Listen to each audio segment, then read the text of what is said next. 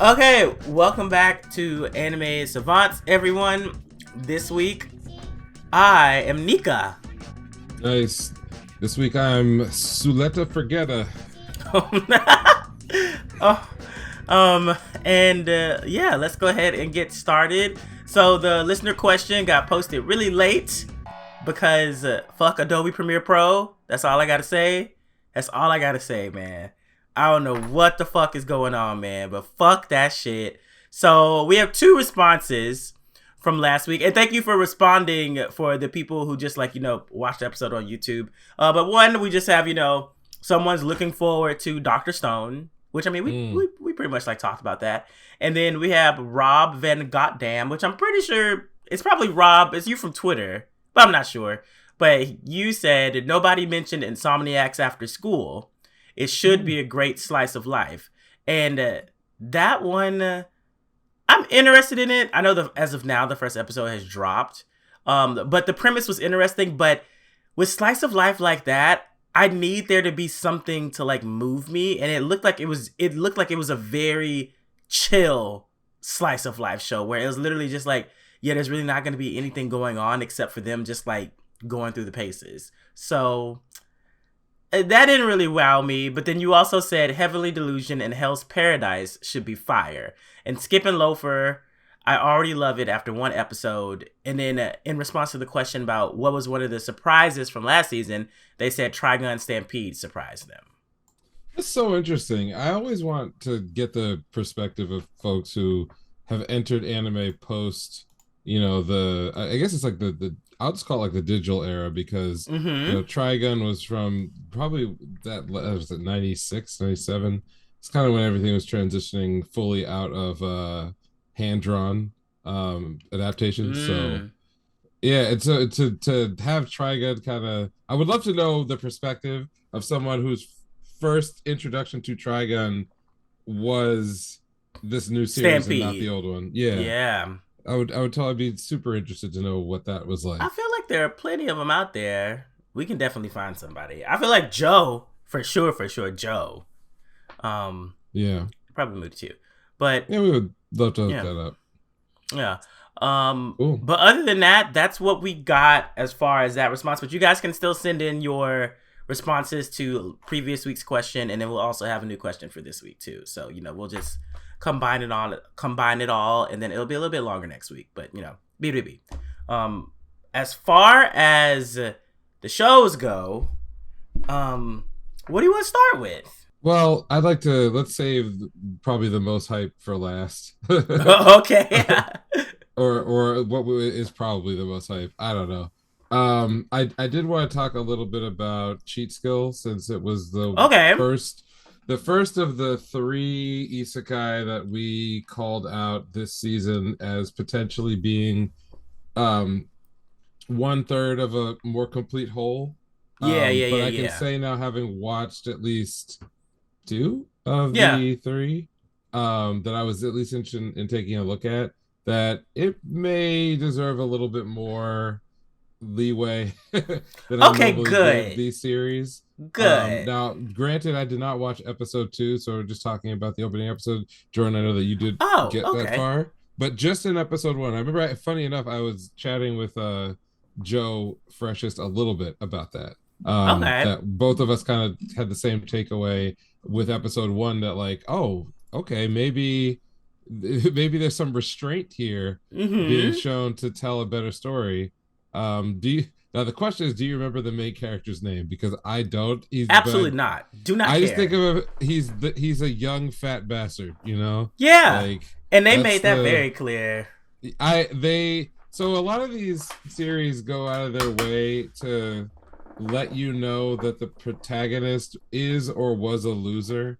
I mean, Mushoku Tensei basically has the same setup of briefly showing you what a shitbag, fat bastard, lazy, neat the MC was before I feel like this guy wasn't lazy. He just people were horrible abused. to him. I'm talking about Mushoku Tensei just for a second. Okay. They show you this character, but in little teeny bits you can maybe get like a quick flash of a scene, maybe of his face or of a difficult situation happening. It's not really even until I think the second season really that show or that story spends very much time with Rudy before he Yeah, yeah, isekai, yeah. right? Like that, it's such a way later that you're like, oh shit, like it's he was in a really bad situation. Yeah. So so cheat skill, the entire for I would say probably like 80% of the first episode is dedicated to just hammering home to the audience what a horrible life the main character And people has. hate him. Even his Yes, parents, his siblings, his right, classmates, right. everybody.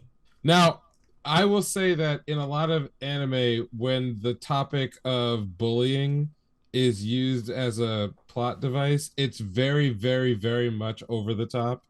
Um, Similar shows will try to make bullying hierarchical. So if it's like a school setting, it's like the structure of the social order in the school is set by bullies. And so that Mm. nominally, that's to set up the main character having certain Upsetting the initial. power dynamic. Exactly. Yeah. But in this show, the bullying is just omnipresent from everybody, and it's not like there's not a lot of rhyme or reason to it. Like they say that Everyone's even a his own, superficial asshole. yeah, even his own parents were like, "We're gonna treat you like shit because you're ugly."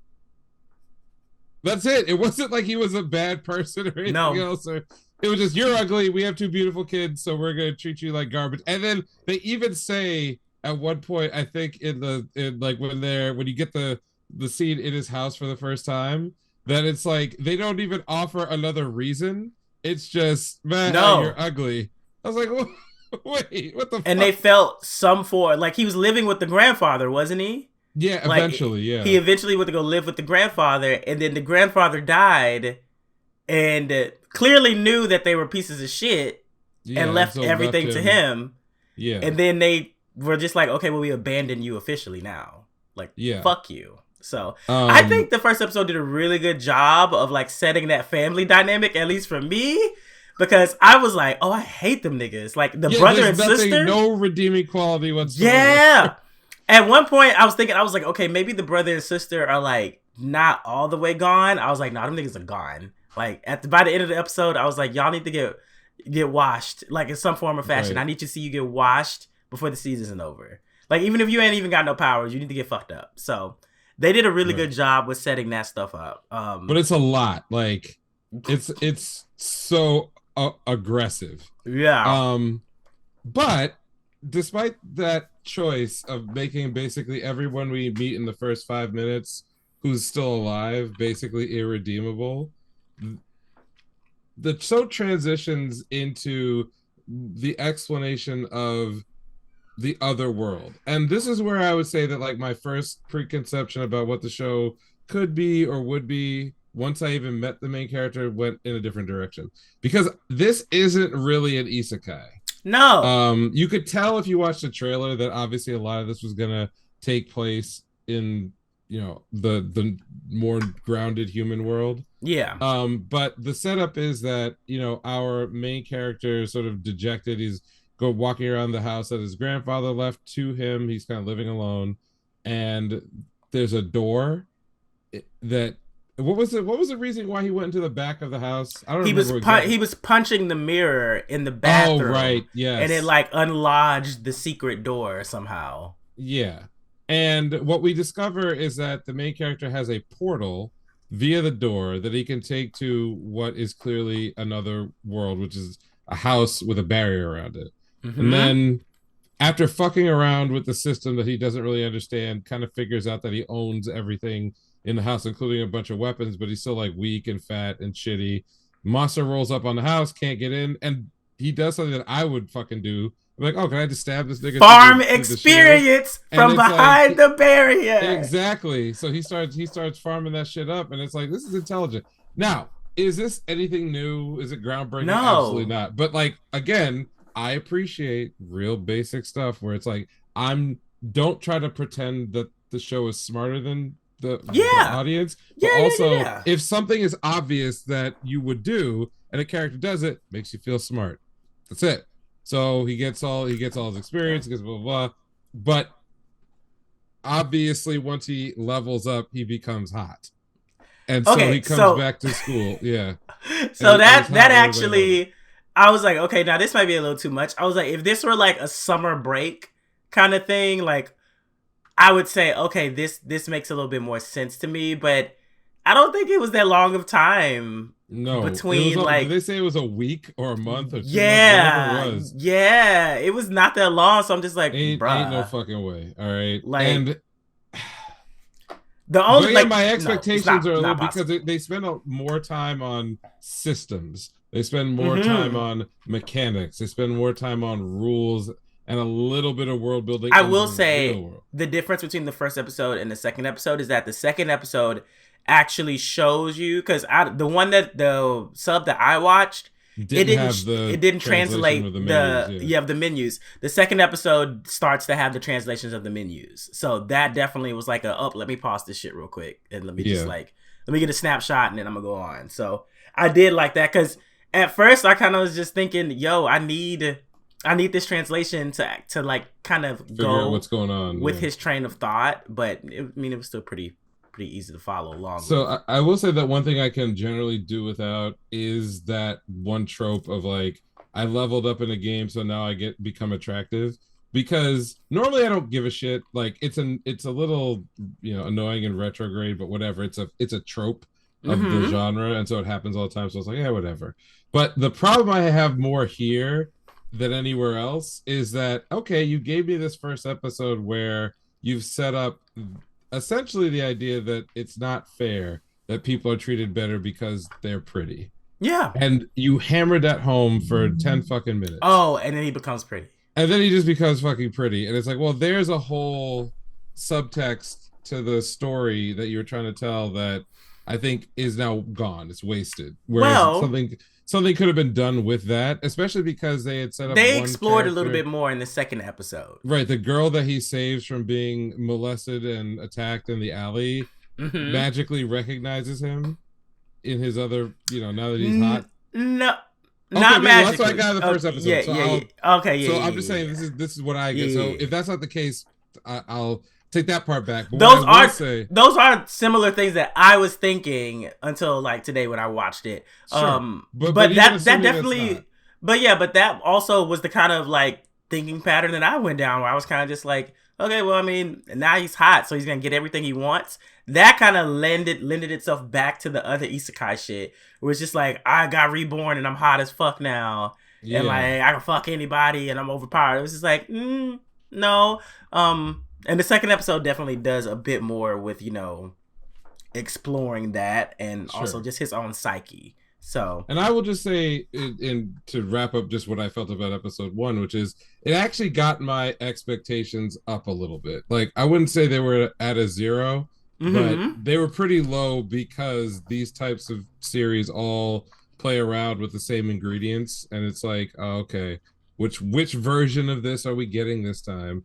And there were some decisions that were made directorially, story construction wise, world building wise, where I was like, oh, okay, they want to go in a little different direction than normal. Be a little more patient, be a little more judicious in like how they want to dole out certain story elements, and just what is this really about, what's going on. So I actually built up a little bit of respect and tolerance for things that normally put me right off. I'm not necessarily saying that like I know what I'd be tuning into this series every week to see, which is a little different, by the way, from one of the others that I watched. But I was pleasantly surprised in a good way for the most part. Yeah, so that was my takeaway from episode 1. Yeah, I was surprised also, because I went into it thinking, I was like, you know what, James is probably right. This is gonna be like slapstick, straightforward, just damn, I know exactly the next line you're about to say. I know exactly what's about to come after this scene. And it wasn't. I enjoyed that. I honestly really enjoyed the barrier mechanic. Like a lot. I I don't. Has there been anything recently? Not that I can remember. Not really. Usually people they just show up and they're already OP. But he started from level 1 and he took advantage of his situation. I liked that. Right. I think the closest analog recently was like that first season of Shield Hero. I think that is it because you kind of in the first 3 episodes you start to believe that this is going to be a very mechanics driven sort of game isekai concept, and then it doesn't do that after like the first 4 episodes, and it's just whatever. But the idea that a character is able to take advantage of the rules of a new world that they find themselves in order to become overpowered is fine. I think that's a perfectly reasonable, if you like this kind of storytelling, that's cool. And then we haven't really gotten another one of those strictly. It's funny because if you read a lot of like manga and manhwa where isekai is just like it's everywhere, it's gotten to the point where authors don't even bother explaining the setup anymore for like why anybody is strong. It's just like guy gets hit, wakes up already overpowered, already has like the cheats. They're just dropping you into exactly, already maxed out. And it could have happened 15 minutes before the story started, but there's no exploration of any of it. It's just like, let's fuck all that shit. We don't have time for that. He's strong, that's all you need to know. Now we gotta go get the harem together quick. So the idea of taking just a little bit of time to like establish a character, establish a motivation, establish some rules, demonstrate that the character is intelligent, or at least if not intelligent, can make what are very obviously good choices to get something that they want, even if accidentally, or even if it's like played for a laugh a little bit. Like that feels refreshing given just how lazy a lot of these types of stories have gotten. So I can cash it in. Yeah. I mean, in contrast to that, the reincarnated as an aristocrat. Oh boy. I watched that, and that hit all of them. Which it wasn't. I'm gonna say I did enjoy it because they definitely leaned more into the comedic aspect of it. Of like him basically being like, bitch, I'm an adult in a like toddler's body, like stop kissing on me, all this kind of shit like that. Or him being excited about magic in the world and learning about the world's rules of like, you can't be blessed with magic until you're 5 years old, and he wakes up in the body as a 3-year-old or whatever, etc. On to the point where he meets the gods, and the gods are like, yeah, we're gonna give you our blessings, because in the world people get blessings, and then that's how like their magic power and stuff like manifests and shit like that. And the highest blessing is 5, and all the gods give him like level 10, and so he has to hide his status from people and things like that. So it's all very predictable, but also I think it's not taking itself very seriously. It's kind of just going with the flow. And that little nigga gets fucked up. Like, he got fucked up in the first episode as a 5-year-old trying to fight like a demon monster. So I'm not saying there's something there for everyone, especially for the people who are tired of like the isekai tropes. But I definitely would say, if you just want something to just not think about and watch, I think that would be a good choice. But I also hear people say that it gets really, really good later down. Like, a lot of people are really excited about it. But a lot of people are really excited about a lot of things. So... I'll definitely come back around to it like 6 episodes in and see what happens. But there was an underlying subtext of this is the only person that can save our world via the gods. So sure. Yeah, we'll see. But also with Shield Hero, they announced the 3rd season.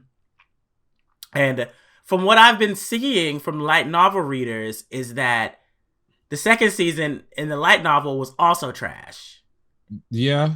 And then apparently what they're covering in the 3rd season is the return to form of like the shit that everyone enjoyed from the first season. This feels like Danmachi all over again. It feels like Danmachi again. Oh boy. But I stuck with Danmachi, so I'm gonna You did. I'm gonna shut the fuck up and just watch the 2nd season of Shield Hero. And everybody agrees with you, so I'm not even saying it's wrong. I got through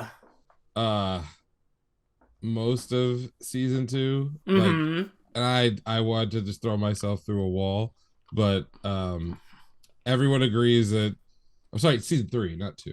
Everyone agrees that 4 is where it's at. So, I mean, the only thing worthwhile for season 3 were the fight scenes near the end. yes, At I would least agree. for me, that's where I was like, okay, a lot of this shit I didn't need, but this is good. I will take this. The Minotaur fight, homegirl running around in the streets getting like jabbed up by niggas and dodging and Yeah, them fighting each right. other. Like it was almost like a citywide guild battle, like in a sense, It just was. unofficial. If what it felt like to me was just it was a question. I always had the same question every minute of every episode, which is why are we doing this? Like existentially looking to the universe, why are we here? But also specifically from like a story point of view, what is being communicated in this I season think with this story that they didn't already do in season 2 with the red light district? I think that the purpose of season 3 was, and I mean, it's a lot to bring up a question, but I Yeah, think it was more so of expanding upon the laws of the world in the dungeon I would agree. Yeah, and why like the monsters are only in the dungeon and yeah. humans are outside of the dungeon, and why are the rules of the dungeon in effect in the first place, and why are they seen as lesser beings? Even There though had even though there's evidence that they have intelligence. right. I think there just had to be a more efficient way of doing this Yeah, it didn't need a whole because season. because by the time you get to the last 3 episodes where it's basically like we have to come up with a scenario where Belle can both get save the little girl, but then also like overcome racism, but then also like there's all these things that they're trying to do, and it's like it just didn't. Number one, the antagonist being the descendants of was that guy? I don't I know. already forgot. I do not care about that arc. I'm sorry. Icarus's dad in Greek mythology. What is his name? Or grandfather, whatever. The one who made it. What? It doesn't matter. The one who made the labyrinth. Like those that and setting them up as the antagonists from a conceptual point of view was fine, but from like a writing point of view, they sucked. That whole other guild, it just sucked. The Yeah. god in charge of him was lazy as fuck and didn't really do anything. Like his literally his when he got caught, his explanation was, "Oh, I just don't get involved. Like this shit's funny to me. Like I don't care." And it's like, well, if you don't care, then I don't care. Like I'm the viewer, make me fucking care. Like he couldn't have been manipulated by somebody or something. I mean, but like, I get he like, and then the designs all kind of sucked, and it was like, oh man, the yeah. animation only really kicked in as you mentioned for like 2 or 3 episodes. Like at the end of the day, if the story's dumb, that's fine. If the characters are thin, that's also fine. But then you really, really, really have to put on all the condiments and seasonings on what I'm looking at to make me give a fuck. If you have not even attempted that, honestly, I just think they didn't have the breath to do what they were trying to do. Like, I understood where they were coming from, but it was still a boring season.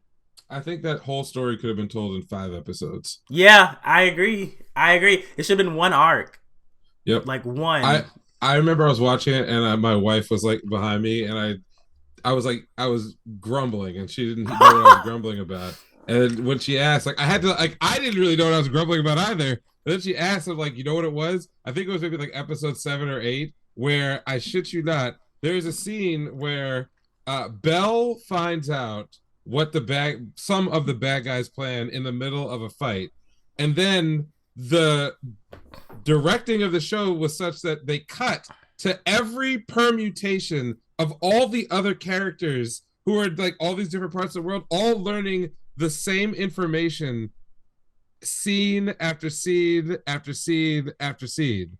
So they were like they were finding out in storyline, but as a viewer, I've got to watch the same information over and repeated. Over. When you could have just done a flash on the screen of people turning around, like what? Right, or you could just not have those scenes at all, and the next time he runs into them, they already know what's going on. Like I don't need to see any of this shit repeated. It was like just filling time on the episode. Like So anyway, I don't know why I'm complaining about Danmachi when we're midway because through it. Shield Hero might take the same route. Might. I mean, But I still need to get through Danmachi. But I skimmed that season, so we'll see. I enjoyed the first arc of the fourth season. Like the villain just gave no shits. It's just mauling niggas for no reason. I'm totally with it. Yeah. Speaking of, shows with questionable directorial decision making, also watched Summoned to Another World for a second time. Okay, yeah. I didn't watch that, but I don't know if I have any plans on watching it. So how was it? Okay. Don't bother. It's a weird one. The first 5 to 10 minutes would have you convinced that maybe something interesting is going to happen. The general setup is that the main character got summoned, but we never see what happened the first time. We don't there's no flashback, there's no any kind of information given to you. So that's gonna be drip fed. Yes. So you only meet him when he's back on Earth, chilling in class with his, the cute girl next door who's really into him, sort of teasing him about his hair, without any other explanation of what is going on, who this person is, what they believe in, nothing. The whole class gets isekai'd again, and it turns out that they're in the same world. So I was already off from beginning because I thought, it was about him going back. Yeah.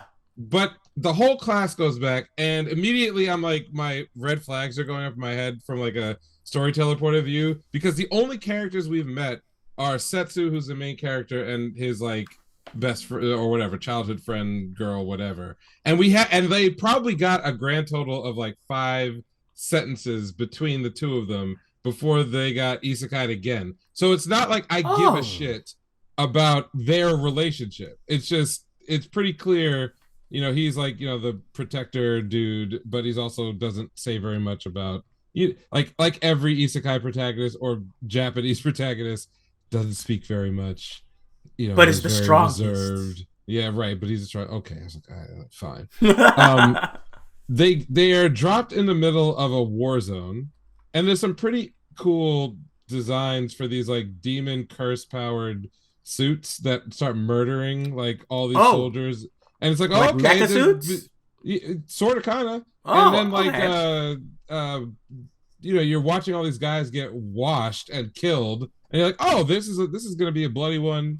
It could cover up maybe some weakness in the underlying characters and world building with just like all out violence. Yeah. Like maybe that's what we're getting this time. And you'd believe that up until maybe like minute 9 so they're like all get saved by these heroes and paladins shit. They take the monsters out. And then I guess there's a flash forward an indeterminate amount of time. It might have been a week, a couple of days, or whatever. But the kids from the school are already back at the castle of the country that's under attack by demons. And the next scene you see with anybody that you've met so far is that they're all training to fight. And it's like, well, hold on. So nothing, no explanations. No explanation. It's not really clear what's going on, but everybody has been drafted. So they're all like considered heroes in this world. Wait, but didn't they? Okay. Well, I don't even know if there's an answer for that question. So I don't even know if I should ask it. Okay, go. I don't know either. So they're all, you just see them training, and they're wearing new clothes, they're doing whatever. Our main protagonist, sort of semi-girlfriend, is struggling to do, magic, but it's very clear that's what she's going to be good at. Again, no dialogue. There's not like we're getting the story so now, to us. My question is still, they were in that world already. One of them was. Oh, so it was just him. Yeah, it was just him. Only he knows. And what's now going it's on. the class. Okay. Right. Okay. So Setsu is very confused because when he left, he felt like we beat the demons.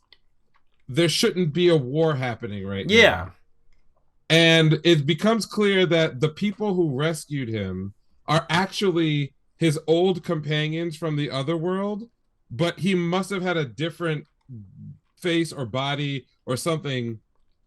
Either I don't. And it's hard. Again, a lot of this is hard to tell. But Yeah. they don't recognize him, and he knows because he looks different. And the next scene where there's any talking is Setsu basically like pissing off from the class. You never see him like training at all. He's like in a hallway, and then the hero lady who rescued him in the first scene that we saw is berating him for not training. And he's like, I don't fucking need to train. And she's like, well, who the fuck are you? Let me teach you a lesson. And then he basically embarrasses, and this is where the show took a turn, because up until like the first 8 or 9 minutes, I'm like, kind of vanilla. No. Oh no. Some weird choices. Oh no. We learned a little bit of pop, but okay. But when she lunges at him with the sword to like put him in his place, he dodges, trips her, and then spanks her. And I'm like, I see. And her character, I can see it in my mind. Her character completely changes, and she's like, "It is you." Oh! And suddenly you find out that she's a pervert. And a masochist who was in love with that character before he left. And then she was like, bitch. "Oh, I see why you're so uncomfortable. Let me get the chair." I was like, "Oh no, what's the chair?" And then in the next scene, he's sitting on her. So, anyway. So it showed its true colors very quickly. Okay, great. Yeah. I actually want to go watch that now. I actually want to go check that out. I'm not gonna lie. I need to see this in action. So there's some other stuff in there. There's like a little bit of politics. So it's very clear that he meets his old party, because they all kind of one of them kind of knew from his like magic. Another one was like, you were acted like you knew what was going on. And what he finds out is that the warrior in his old party, when he disappeared, basically had to take on his role going forward. So he's like the head of the special order, the military. And everyone is fucking confused because they don't know where these like demon curse powered suits are coming from, because the main bad guy, who we see in a flashback, looks like a very young white-haired demon boy, gets seemingly killed. And there's no evidence as to like why this attack is happening. But the main point is that the leadership of the country blames the old hero for, in their eyes, tricking them into signing a peace treaty with the demons. And they have immediately decided that we are going to not only go to war, we are going to wipe them the fuck out, which ultimately leads to the end of the first episode, where the hero decides to go out into the world on his own, since he has a different face, and to figure out what's going on. And he doesn't take his party with him. I think only one of them sneaks after him. And he leaves the girl and his classmates behind. So he's off gonna do his own thing. If you've seen the poster art or whatever it is for the series, you see like it's obviously going to turn into like a giga harem. Yeah. But only one of those characters was introduced really in the first episode, which is the knight who's like obsessed with him. Okay. So I could have done without a lot of what was here. I mean, but this also even though you say all of this, it sounds like a show that knows where it's gonna go and is gonna stick with it. Yeah, it sounds like it sounds like they try. Honestly feel like it was like a purposeful, just like, no, we're actually gonna try to do something. Nigga, bitch, this is a harem comedy. Like, slap them booty cheeks. Let's go. Let's go. I want to compare it to a show that's like was from last season that didn't try to like bury the lead as much. So I don't know if you watched anything past the first episode of Chilling in My 30s. No. Yeah, I didn't watch it. But you said that you. I was fine with it. It's not my kind of. It was like, interesting. It's like kind of arrow comedy with like fantasy world aesthetics to it. He kept reasoning shit because of her tits and shit, right? Exactly. But like the thing about that series is that while you could see that there was some hyper violence that like could get over, the jokes were kind of there from the first few minutes, and then in some ways they kind of added on top of each other. In other ways, they kind of they were just obvious enough that like if you want to see a bunch of like big swinging tits every 5 minutes and have the main character react to that in a funny way or in an illogical way or in a way that moves the plot forward and watch the other characters kind of bounce, no pun intended, but like bounce off of him and the other jokes in the story, that that's going to be your thing within a couple minutes of watching the show. It doesn't like try to pretend like it's something else, and it's paced like a comedy. From what I could tell in the first episode of Summon to Another World, it's like 4 or 5 different conceptual shows that each kind of get teased in order, but none of them stick. And the only thing I feel like the show was able to commit to in the first episode was the wacky arrow comedy part. But even that kind of drifts away back to bring back in a lot of the politics and the learning a little bit about the dynamics of the old heroes party. And I kind of wish that like there was just one of those themes of what I mentioned before that was like omnipresent everywhere, and then sprinkle in the other bits. Okay. But it just did not feel. And by the way, it has a really like high community rating for what I think this show is on like live charts and Mal. And I'm like, I don't know why, other than I don't know. Niggas horny. I guess, but there's other things you could watch this season. If you like the first episode of Demon Slayer was like way more horny than this was, and I feel like I heard there was a nosebleed or some shit like that. Oh my god, man. Oh my god. What's her name? The whatever Hashira, whatever her name is. Is it Shinobu? No, she's the other girl. That's the vanilla girl. Yeah, the butterfly. With the poison, the butterfly. The other one with the huge swinging tits, which are huge and swinging to the point where Tanjiro literally charges at her as she's like running down a hill because her boobs are about to pop out, and he literally says, "Your breasts are going to fall out," and tries to like close her clothing so that it doesn't happen. Well, like you get what I'm saying? But on the other hand, the first 30 minutes of that episode was like really ominous, really cool, almost experimental 2D, 3D art with all the demons, the upper level demons, like torturing each other, cutting each other's heads off. Oh shit! What? Having like really loaded, like tense conversations. You get Muzan like decapitating niggas because he's mad, and then like it's like. There's a lot. Ooh, okay, let me go watch this fucking episode. Okay, hold on. I mean, we may talk about that in a second too. But my point is that like, what is Demon Slayer? Demon Slayer, for the most part, is a show that balances 3 different angles. It has comedy and a little bit of fan service. Mm-hmm. In fact, it has a lot of comedy and a little bit of fan service. Then it's got very hyper violent, emotional shonen stuff. And then it's kind of got, in some ways, like, I won't say like slice of life, but they spend a lot of time in the show on things that have very little to do with fighting until the fighting starts, and then nothing else is happening but that, right? Yeah. So balance, right? You got these, you're not over egging this pudding. You're giving just enough so that all these different audiences can come together and enjoy what they're watching. This show did not do that. This show also didn't look terrible, but it's not great to look at. So I'll leave it there. There's one more isekai, but do you have something else that you watched that you want to talk about first? I watched Raylina. The reason why Raylina is in the Duke's Mansion, and it was interesting. I don't think it's for everyone though. It was a very slow first episode. It was slow, but it was interesting.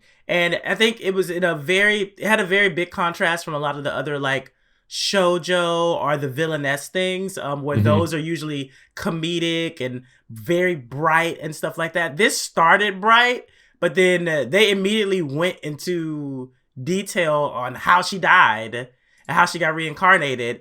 And it was like, oh, okay, cool. And going into the show that like, oh yeah, she's supposed to die again. But the way that they break it down is that the best friend is supposed to like come home and visit because her best friend dies. And her best friend is the protagonist.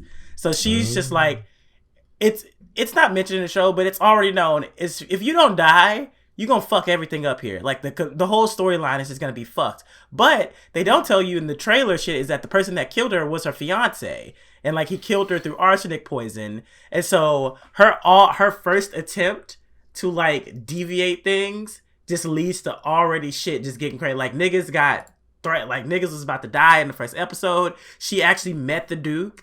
And they went into details about like the political system of this particular kingdom and how like old nobles were starting to lose their influence because of new rich people and how like laws were enacted for that. But there was a key thing that was needed that disappeared. And she knows where it is and why it disappeared. And this is why she can go tete-a-tete with the Duke. Or that's the impression that they're giving. They haven't had an outright conversation of I know what the fuck you did, but there was just like, you know, a confrontation scene between the Duke, her fiance, herself, all kind of shit like that. And you know, it'll be interesting. I don't think it's going to be a murder mystery. I think it's an interesting mystery. And I'm also really confused because in the opening she's like running around shooting niggas with a gun the whole time, and I did not expect that to be part of the show. So I think it's going to get interesting. I just don't think that a lot of people will stick around for it. So, yeah. Ray Elena, why is Ray Elena in the Duke's mansion? Cool. But all of the manhwa readers are like over the moon about it. Like they're like so fucking excited. So I think it's going to be good. I hope it's good. I'll continue to watch it. Oh no, I only hope that all things are good. That's where I want. I want a world where the good stuff is good. What else? I watched Dead Mount Death Play. Yeah, how was that?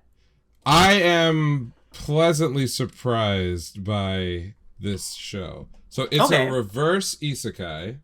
The main character is introduced, and they spent, again, remember we talked about like how much time are you going to spend on certain elements, and are they going to be important to what the show is giving every week.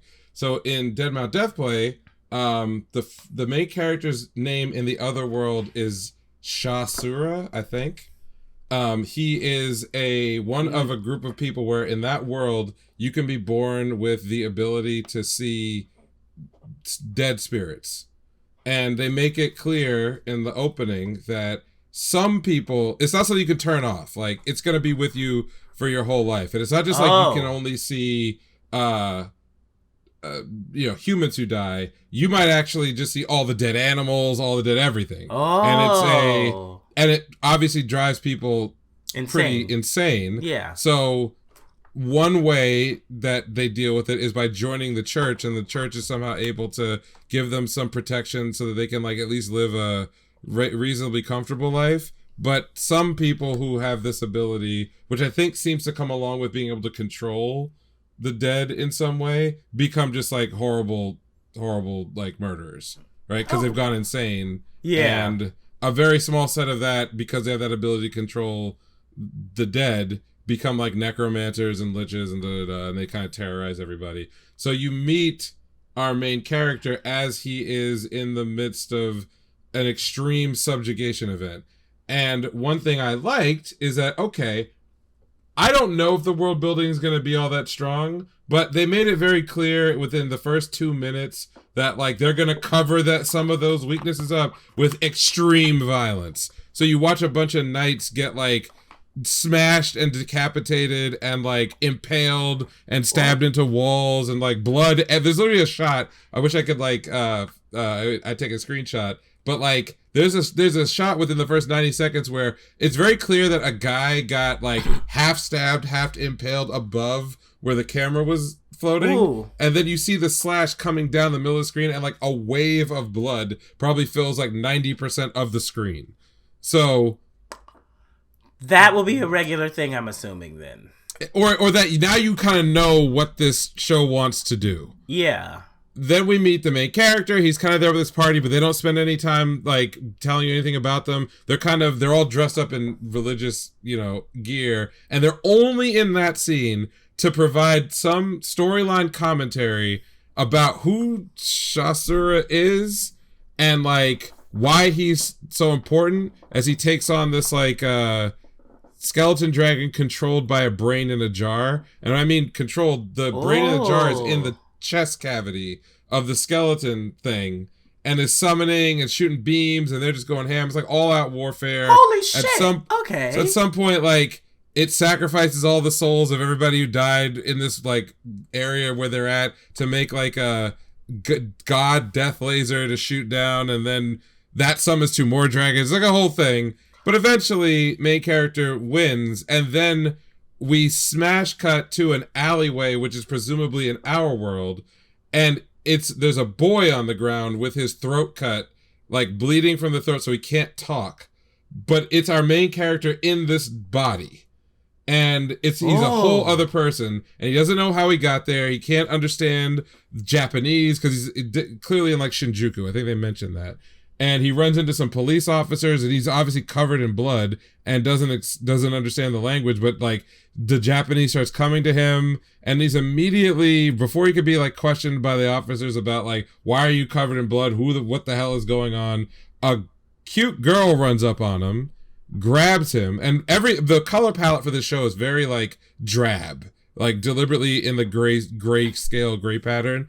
Grabs him, pulls him off to an alleyway, and starts to like explain like, oh man, like you're out here having fun, and meanwhile his memory's all fucked up. He's like having like weird flashbacks to this world. Like, I know this girl. Why the fuck do I know this girl? And just as he starts to like get his bearings and like, oh, is she here to help me? She pulls out a bloody crowbar and it's like, you're crazy. I blew out your throat with this crowbar and you're still alive. How the fuck does that happen? And then the rest of the episode is her chasing him, trying to kill him.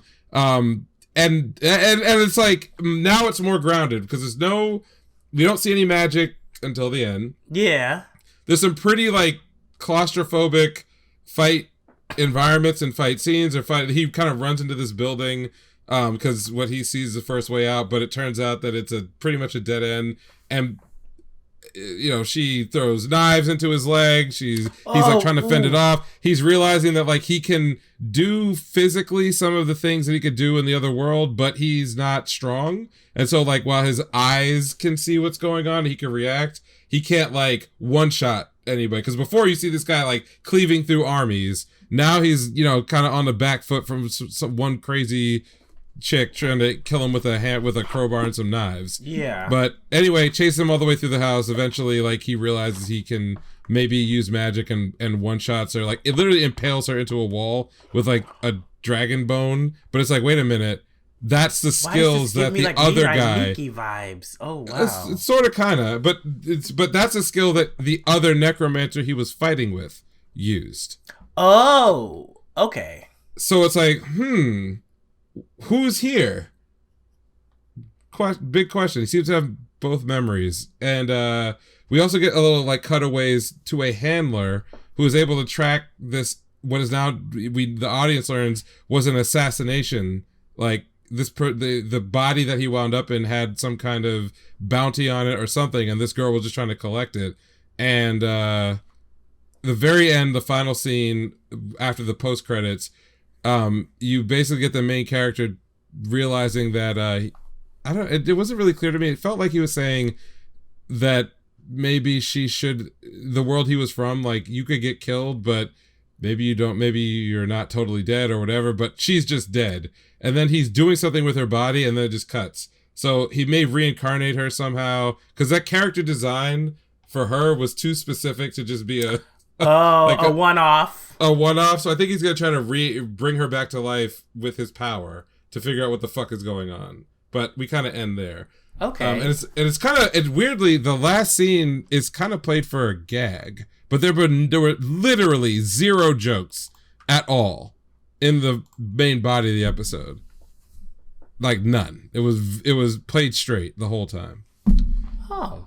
And it didn't look half bad. The character designs, we saw some other, unnamed characters. That's a lot more than I was expecting for that, to be honest. I didn't think it was going to be...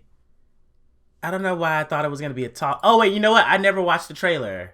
All I did was read the synopsis, so I was just thinking, oh, maybe this is going to be like, mind game talking, and then, you know, someone gets off at the fucking end or some shit. Nope. Nah. Nope. So it's a reverse isekai. It's super bloody. It's death themed, obviously go from the name.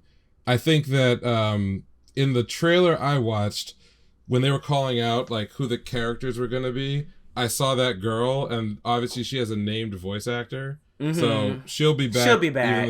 Even though she's definitely dead. And a lot of the other characters were much more like adult. You know, like this is a more mature type of series. So I'm excited to kind of just see what they want to do. Because I'll tune in for a show if it's just very violent. And if there's a mystery in there that's...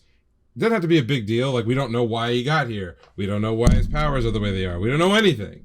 So if they just spool that out with, like, every other episode, we get some crazy over-the-top murdering, I'm cool. I could watch that. Won't get more than, like, a 7.5 out of 10 for me, but, like, that's easy, like, fodder for my kind of interest. So I'm into it. So we'll see how it goes. Probably the best of the three that I've seen so far. Okay. But we're done, I think, with the trash. Let's get to the gold. You want to talk about Heavenly Delusion? Yeah, I love that shit. I love what they've done with the two characters so far. I love their relationship. It seems natural. It's funny without like actively trying to like do gags and shit like that. Especially with the makeshift raft and them joking about the fucking crocodiles. Yeah. And then they get and then later on the nigga pays it off like, oh yeah, there's crocodiles out there. And then you see the crocodiles. Like chopping the fucking shit up. It's like, yeah. Okay. But even from like the first episode, and I mean, of course people are throwing around like, oh, Promised Neverland. And I'm like, yeah, that's the more popular thing. So like, I went to that thought also, but at the same time, I'm like, it's something different. Like, it's definitely something different. It's doing its own thing. It's doing its own thing, especially with all the niggas in the second episode that were showing up with the black bruising on their bodies and things like that. I'm like, nope. They keep talking about these fucking tomatoes. Okay, what's up with the tomatoes? Why are the adults living on a separate side of the fucking plantation than the fucking children? Another thing. And then also, I just really like learning about the world, and because I still don't know when was the collapse, how many years has it been,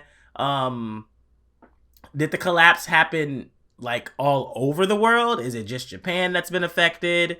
When were these two born? Were they both born before the collapse?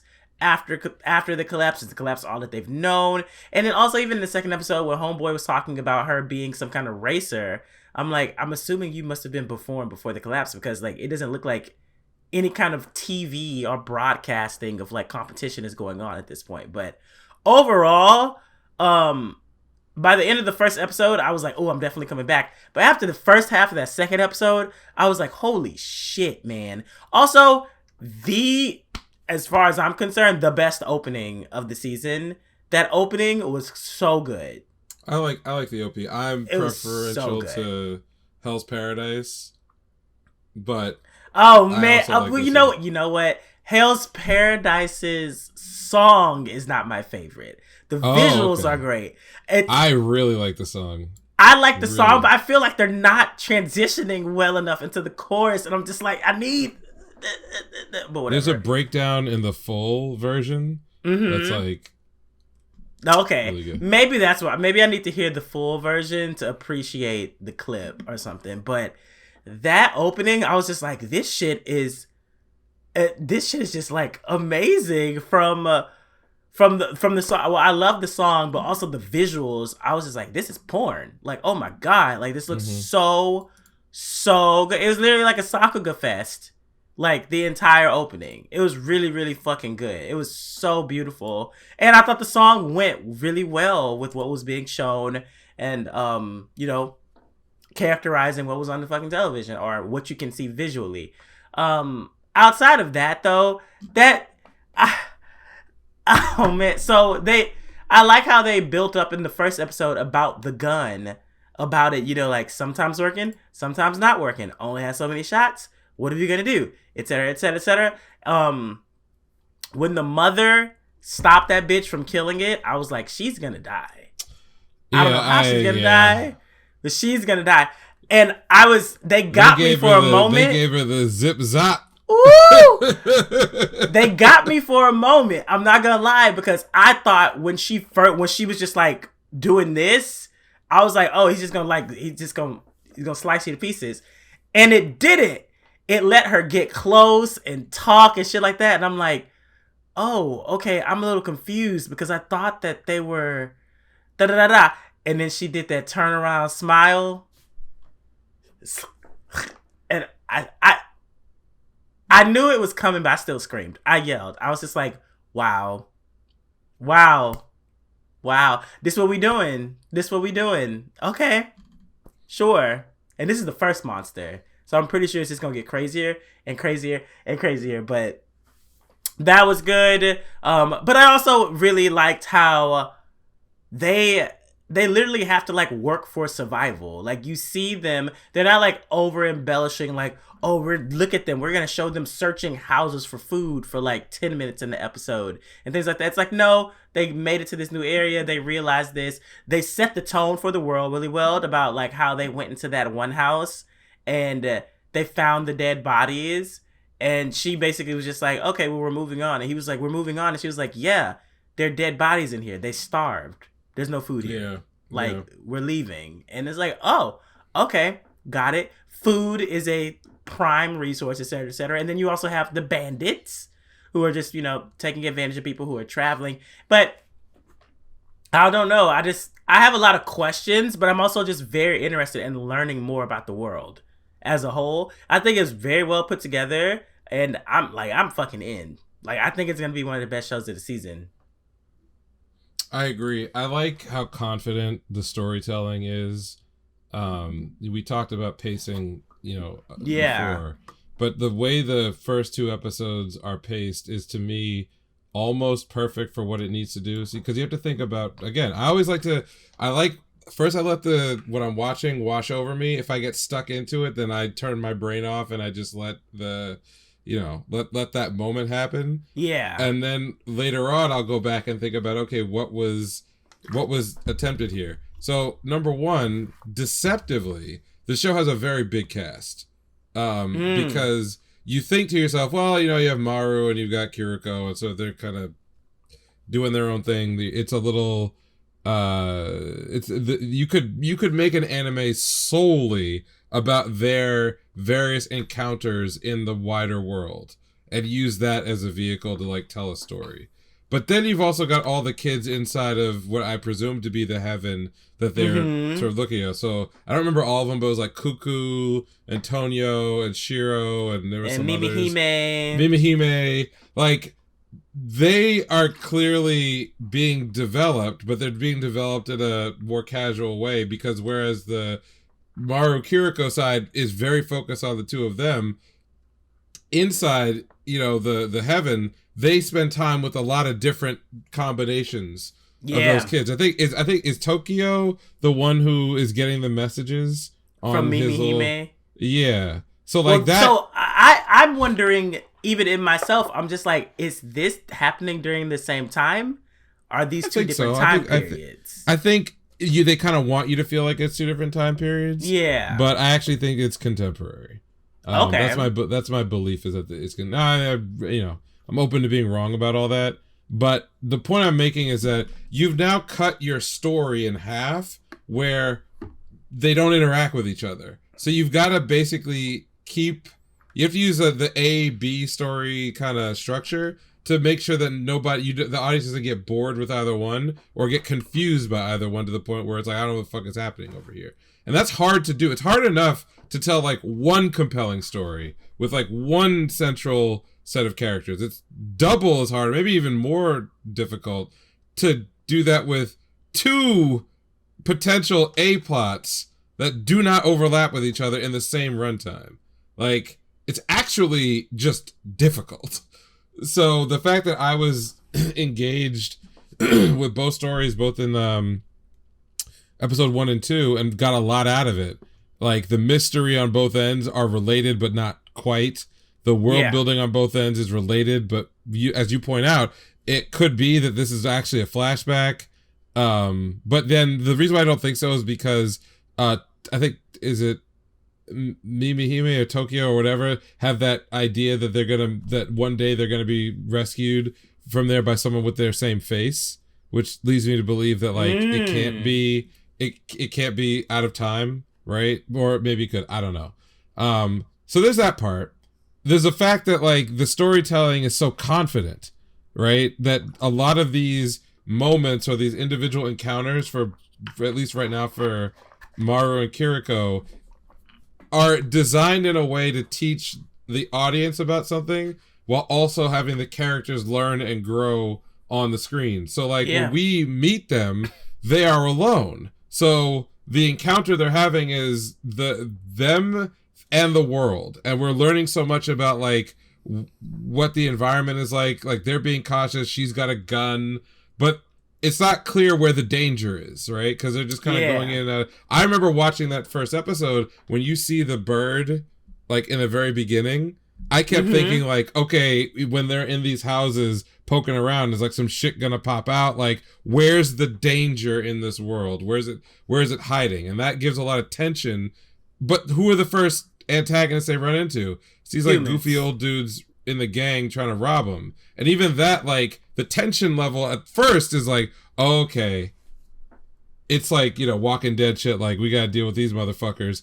But our main characters quickly show that they're so much more capable, and they just own them, basically. Yeah. So that takes attention from like a 10, now it's like down to a 0. They're fucking around with them. Kiriko's like pretending like the gun has ammo and like just bullying everybody. It's kind of becomes like a gag. But then you get to so at that point you're like, okay, I was real worried in the beginning, but the next human they meet is the innkeeper. And she's super kind, and doesn't appear to be any like grim. Right, there's not like any grim subtext there, because even the ending where she drugs them, it's actually not to kill them. Or at least as far as we know, it's not to kill them. So yeah, they also mentioned that at the end of the episode about that she's like, maybe she's feeding the guests to right, the sun. But then what does Kiriko say? Like, that's a mystery that's just never gonna be. We're not even gonna dive into it. Like, we're just gonna leave that where it is. And that I think was, again, when I talk about being confident in your storytelling, another less confident writer would be like, well, let's make it very clear what happened here, right? Because in their head they're sketching a scenario. Woman, the tricks the travelers and feeds them to her monster. So you want to take that story all the way to its conclusion because you had that thought. Here they're like, let's leave ambiguity around a lot of things. Let's make it more complicated. Let's make it like less clear what's going on. Let's even tease the audience, because Kiriko and Maru basically are like, well, I guess it's possible that people could have like a weird relationship with these creatures. All right, cool, we're not gonna kill them. Death. And the only reason they wind up finishing that fight is because it turns out that these demon beasts, or at least this particular one, it wasn't the case that this woman had like a deep connection with it or something. It was that it pauses between its attacks. Yes. That was it. And it's like, oh, okay. So they even play with they're playing with the audience the same way that they're playing with the characters. That is such a neat sign of great writing, when you can take the person viewing or receiving the story, place them into the story seamlessly, like you don't even notice it's happening, and then subvert your expectations in a way that still feels like it gives you what you want. Because what do we get? We got the cool fight scene. We got like, up to this point, Kiriko was the one doing a lot of the heavy lifting, but Maru is cool now. I'm like, I want to know more about this dude. Like, what's going on? Like, he handled that. What the fuck did he do? Yeah, he burst that thing's like heart with like powers. What the fuck is this? So I like that. And then the reveal at the end of episode 2 of Kiriko having what I assume to be her brother's brain. So it's her brother, rather, that's actually in that body. Which I want to know whether I that confused me, because I was just like, oh, is she just coming out, or are they just coming out as trans? I was like, well, they are literally trans. But now that you say that, I'm like, yeah, they literally. Yeah, the literal concept of a brain in the wrong body. Yeah, that is So then how did that happen, though? Exactly. That is the next question. Because that guy mentioned the accident about the brother dying in the accident. Yes. Maybe she also got injured in the accident. And so somehow. Right. Well, it's not. Well, he said. That makes the dynamic so much more interesting now. It is. That's what I'm saying. Confidence. Is so much confidence in the big story details and presentation. The fact that it came out in a moment where like Maru, who's kind of having his like 15-year-old boy moment. Remember when he gets curved in the first episode? And it's like, you know, you can tell he has feelings for this person he's traveling with. And then he, you know, tries to come on and it's like, okay, now you get the full story of like what's going on. And that juxtaposition, everybody's embarrassed. There's even other people on the boat and they're like, listening like, like that sucks to be you, bro. But it's not like played for horror or laughs. It's more like, how uncomfortable is this? And then you kind of just sit in it, and then the episode ends. Also, the two girls who were kissing each other in the underground, whatever, the heaven thing. Yeah. And then it was like in the corner, and then they kind of just like run away, and it's like confidence that like you've earned that kind of presentation with your audience. So I was just so impressed. All of it is just intriguing. Yeah. All of it. Like, everything leaves me wanting more. And there's even a little bit of like overt fan service twice in both with episodes. With Mimi, I was just like, oh shit, y'all showing the picture? Like, and this is distributed by Disney, by the way. Well, technically not yet. Because they are the international distribution platform. That's what they are, and they put money behind. Are they doing the same thing that they do, or that they did with Summertime, where like it's just not on there until it's all over? I saw a lot of people asking like, "Where are you watching? Where is it? Where are you watching?" And I'm just like, "Nigga, yeah, I watched it." It's so if you look at the production committee, it's like TV Nikkei, Nippon TV, and then some affiliates who are all like subsidiaries. And then Disney behind Production IG, obviously. Well, shit. I mean, there's source so material, so it's not a surprise. Yeah, no, it's so funny to me. Just between this one and Black Rock Shooter and a bunch of other stuff, I'm like, okay, I think this is a much better investment. That travesty. Oh goodness, I don't even want to. We don't gotta go there. Okay, so then I guess. Wait, what else is there? Is there anything else? Okay, we'll say you saving the best for last. Okay, so Witch from Mercury, the return. The return. All I gotta say is that them niggas know their audience. You brought it back with a consecutive fucking battle with the brand new suit. You niggas know how to sell Gunpla. Thank you so much. Like, holy shit, man. I was like, wait. Oh, it was so good. Oh, man. And then we just went right back into things like it just, like nothing happened. Like, we got a timeline, how long it's been since Plant Coeta. We got explanation of, they're hushing it up. We have pickups from all of the little story, except for Guel, for the majority of the storylines, like with Nika.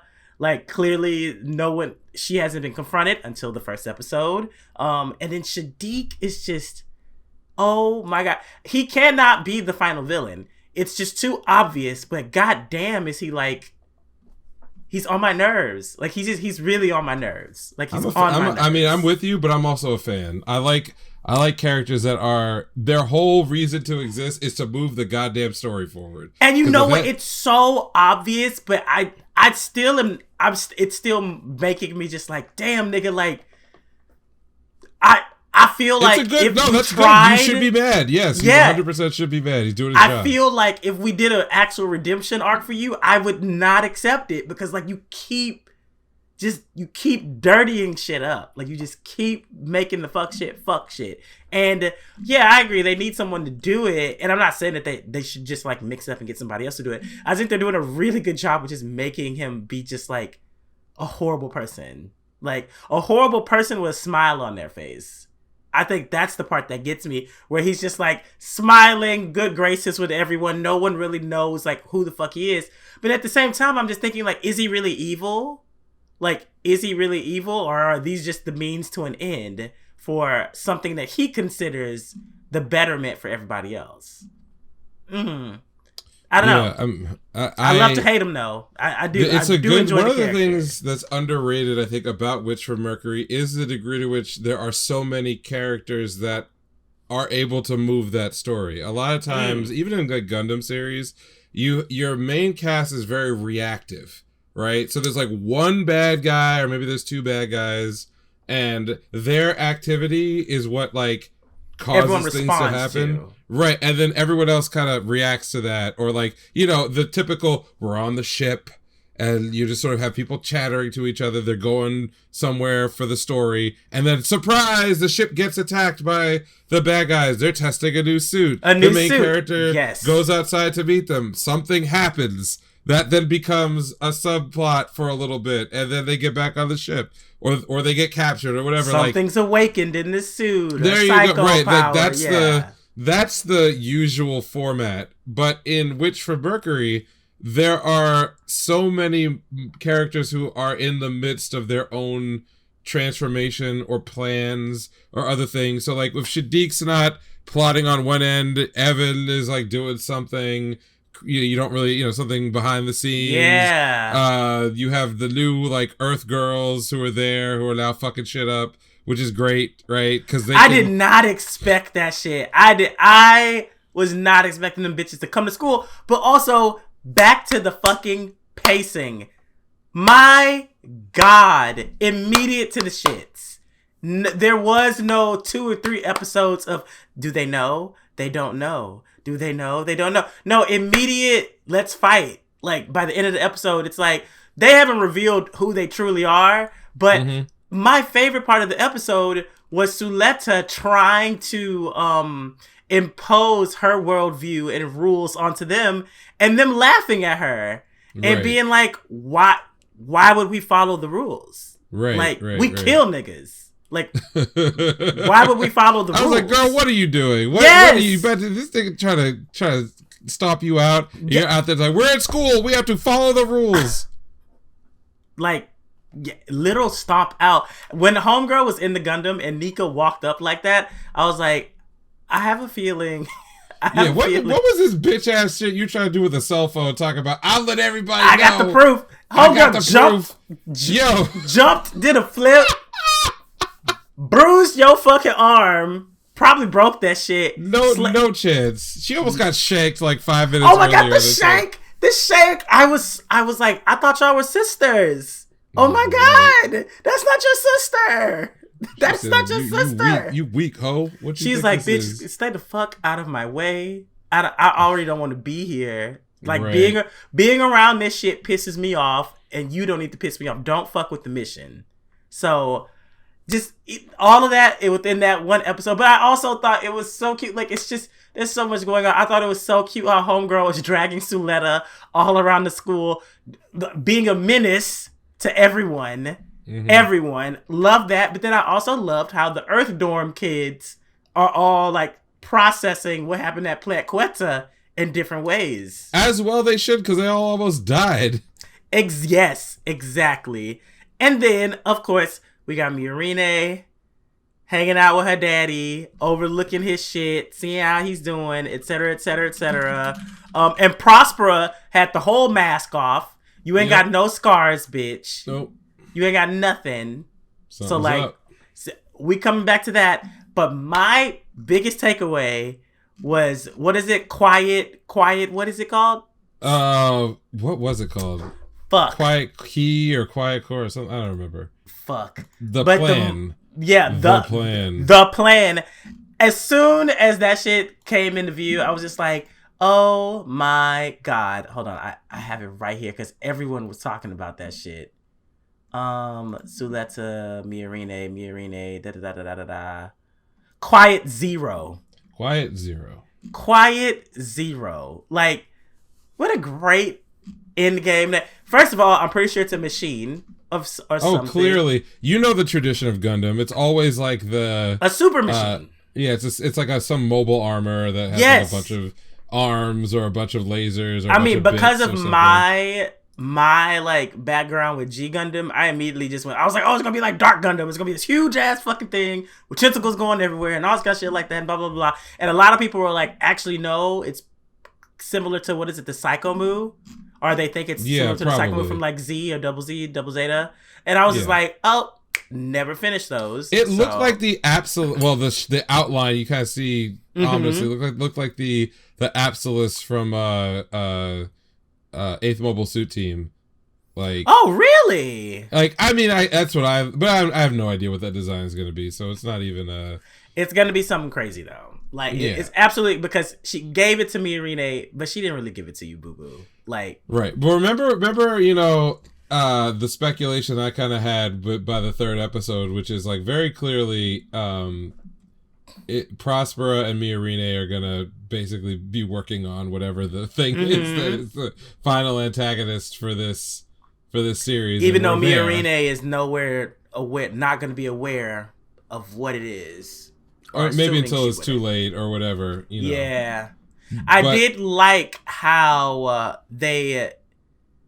I just like the placing overall, because even in the conversation between Prospera and Miorine, like, it was obvious that what happened in the hangar, like, Miorine didn't just basically be like, you fucking bitch monster, like, I'm never speaking to you again. Like, she knows how Suletta is and how impressionable she was, and, you know, first time killing somebody, but also how much Suletta values Miorine, and what they mean to each other, because the episode before that, they had that, like, heartfelt talk because they felt like they were drifting apart and all that kind of shit like that. So the reunion of those two is definitely going to be interesting, but also it's going to be like, is Miorine going to start trying to coach Suletta away from her mom?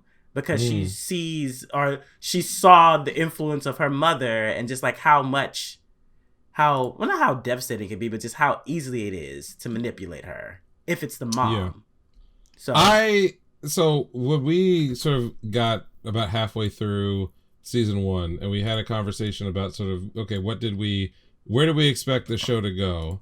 I think that the hit rate on some of our guesses is pretty high.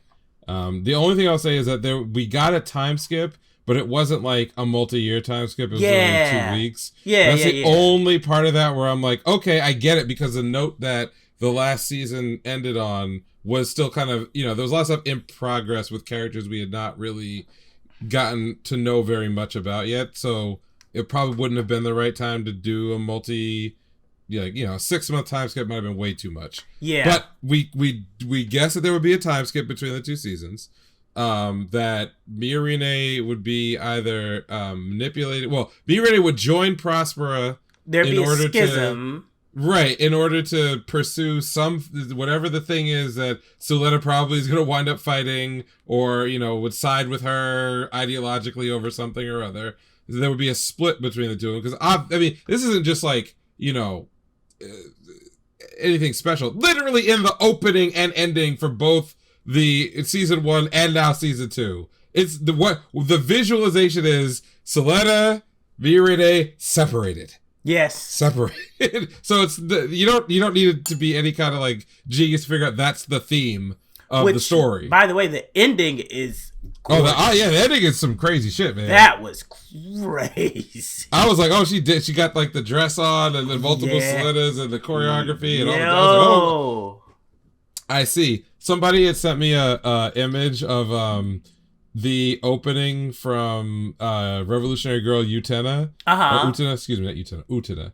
And all the places where the new opening and ending literally just took shots straight out of that. Oh, so, I mean, listen, from the very beginning, we in 150% Yuri mode right now. So you just need to. With all that fucking hand holding, I was like, Jesus, just kiss already. Just fucking kiss. I know already. I listen. I know that's your thing. So like, just kiss. I mean, I don't read Yuri.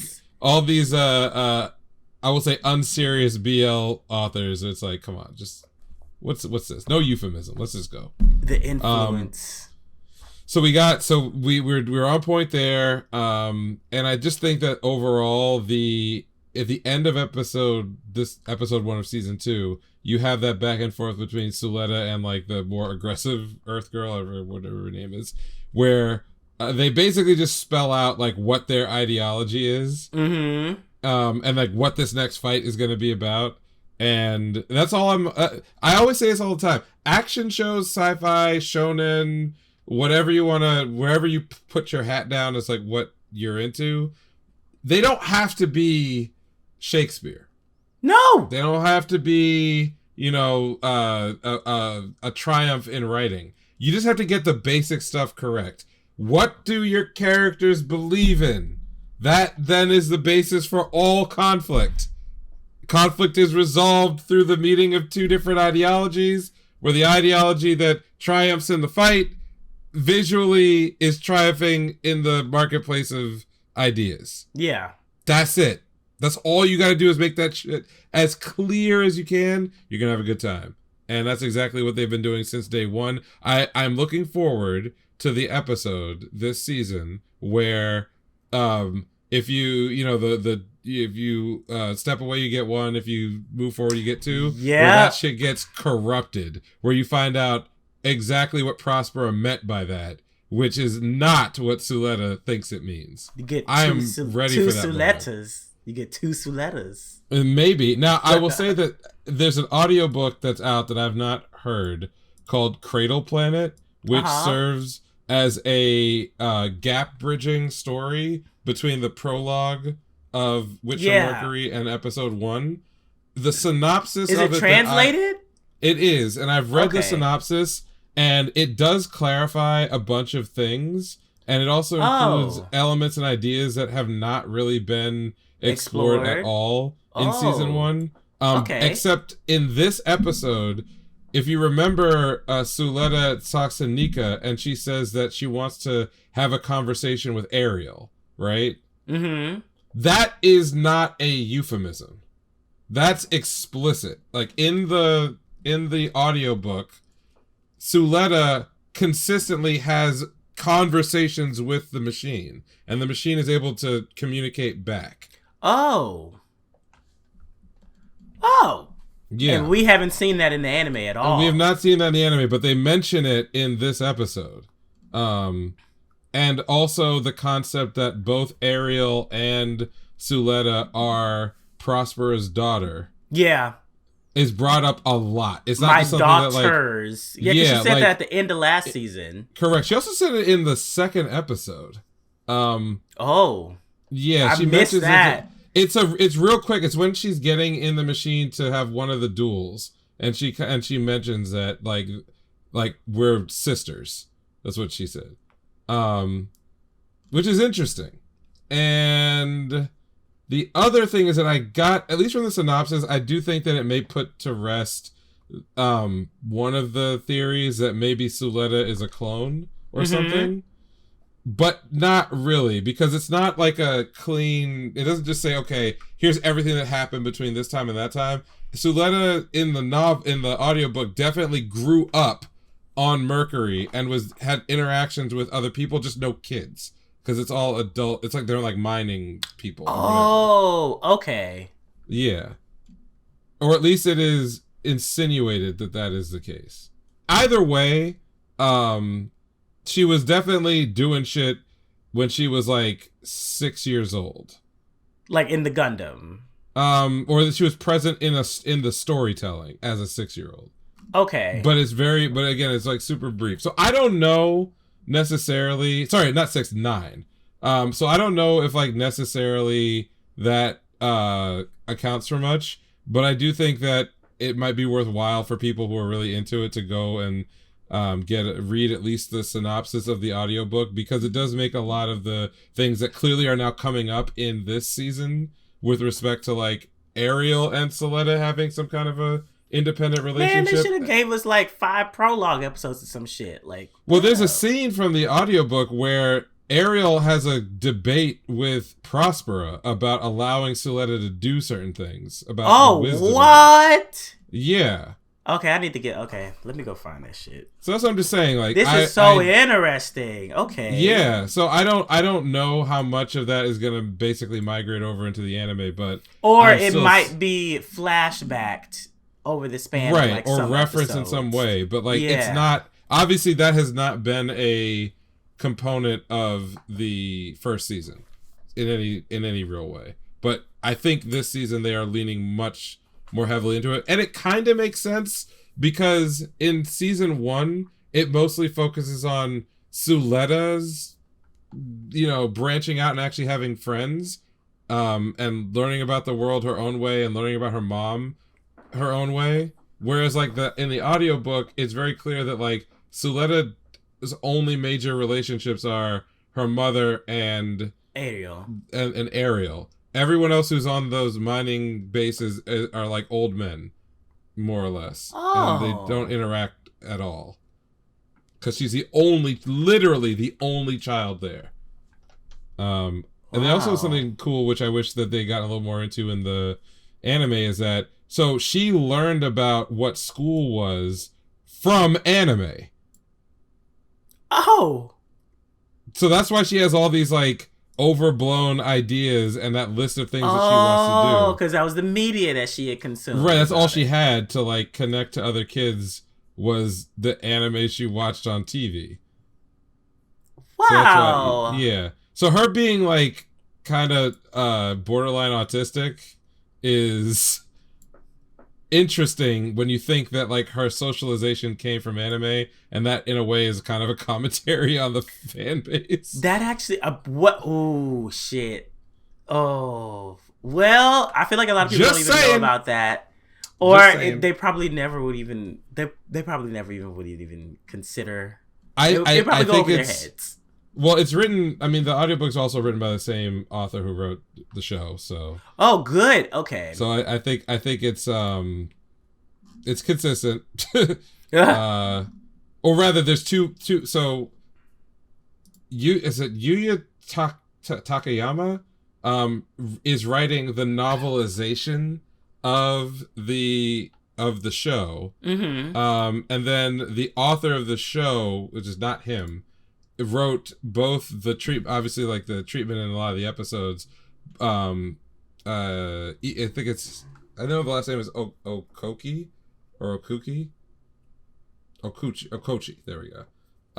And he co-wrote the book with co-wrote the audiobook with somebody else.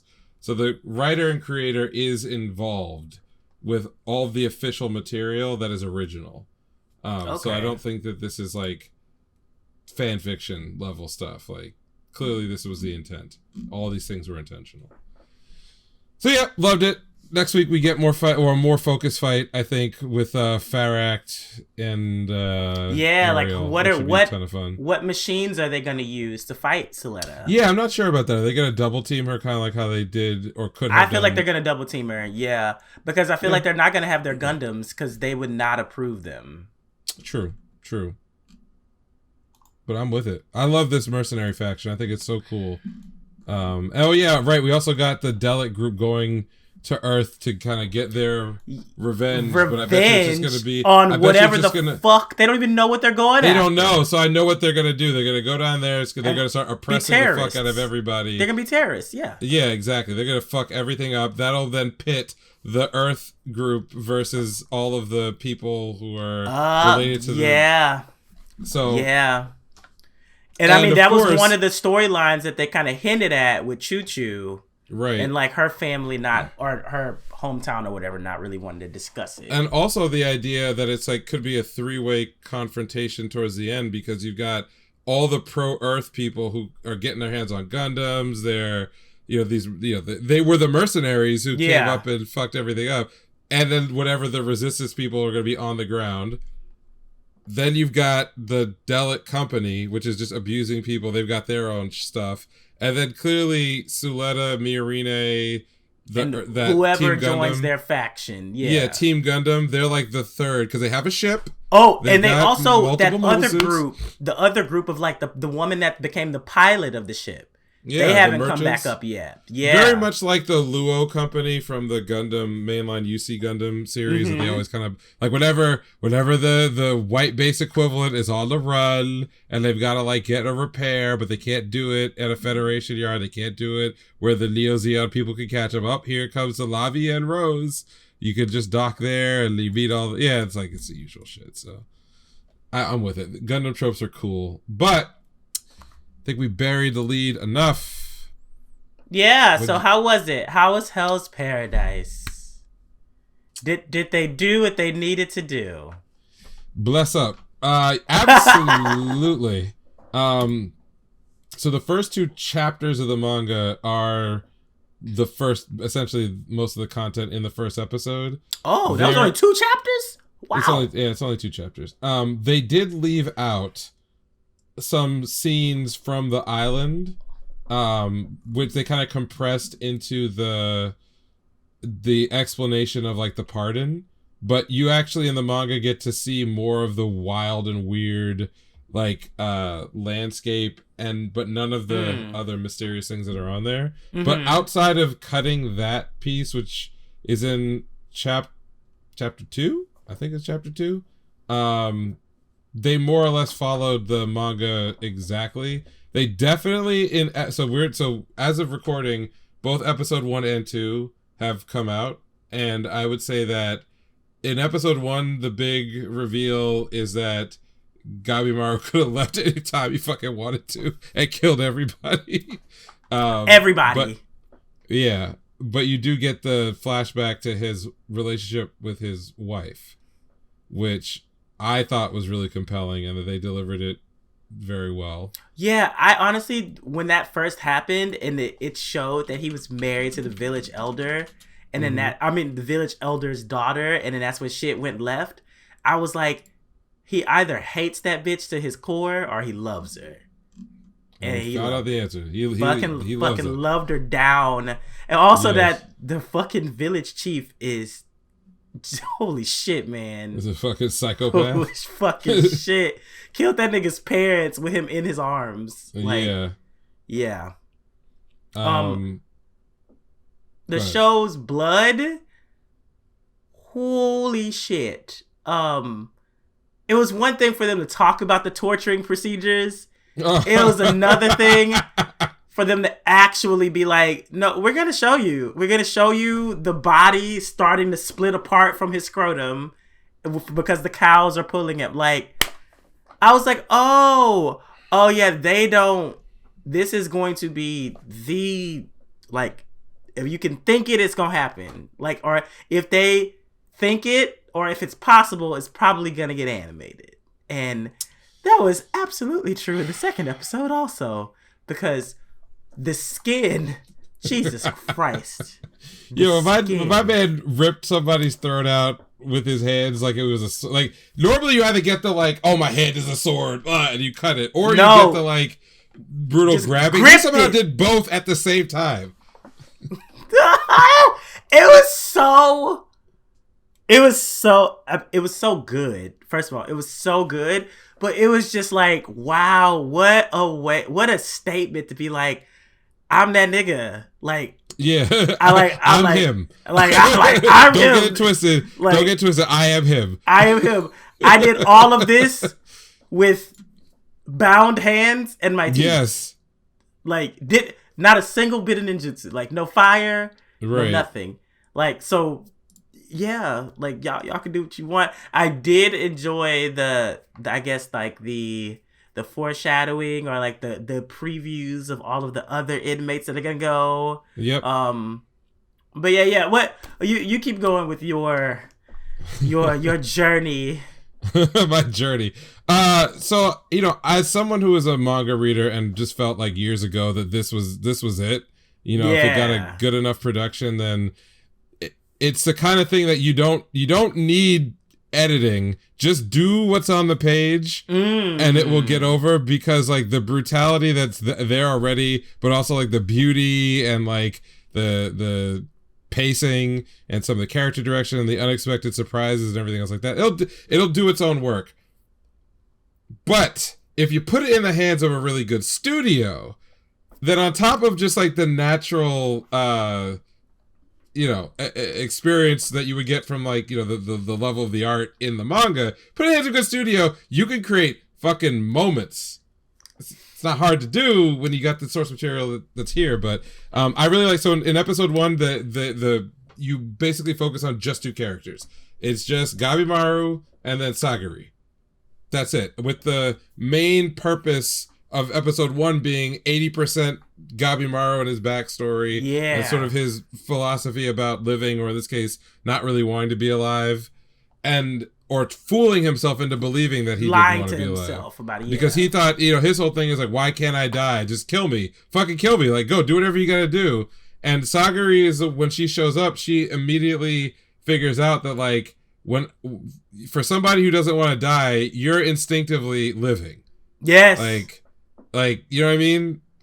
I tried to cut you, like, yes, you haven't been faced by anything that could really kill you, but like that moment where she's like, I'm gonna be the one to do the kill, and it's like he instinctively jumped away. Yeah. And it's like, oh, and he didn't even know what he was doing. He was like, wait, what do you mean? Like, she could actually get something done. Yeah. Right. That scene accomplishes a lot, because a lot of times when you have like your protagonist and then you're supporting, the supporting cast, it's hard to make it clear that other characters are a threat, especially in a shonen type story where the way you scale characters is always, you want the focus to be on your MC.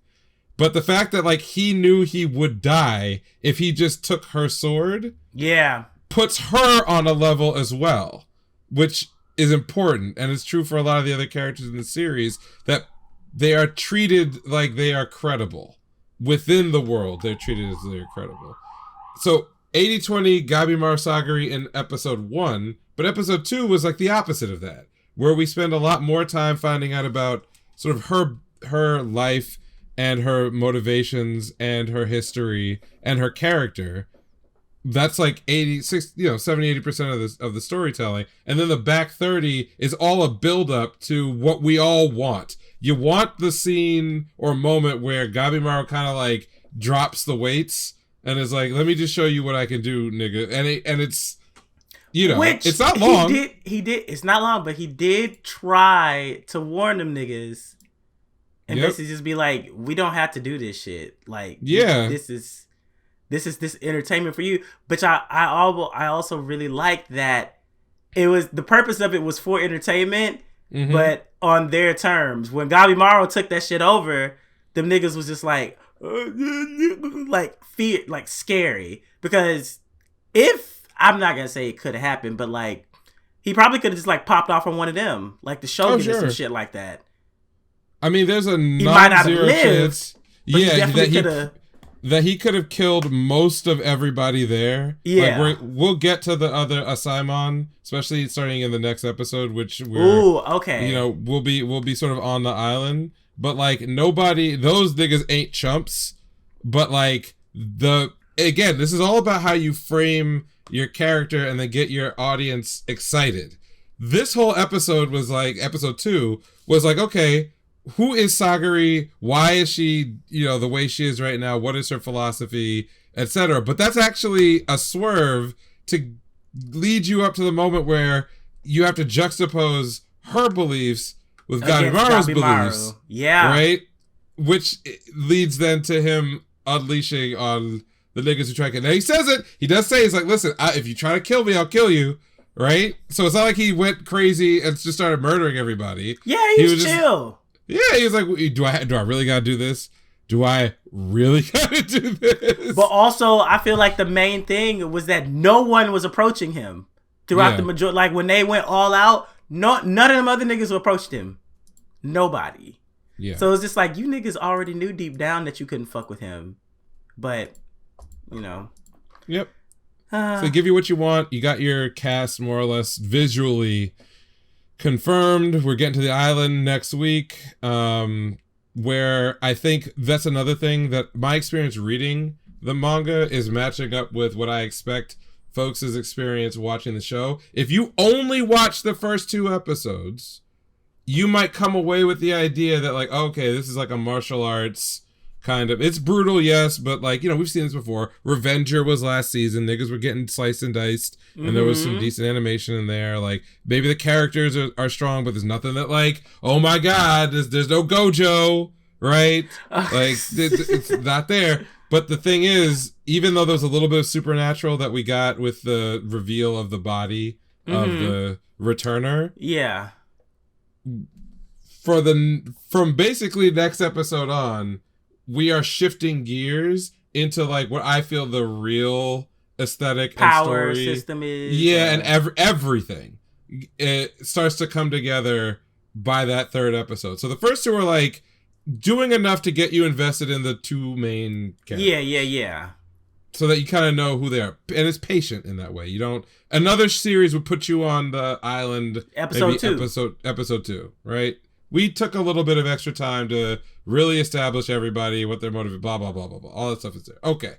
Now I think, to the stuff that if you watch the trailer, you know the vibe. And the vibe is horror, but also...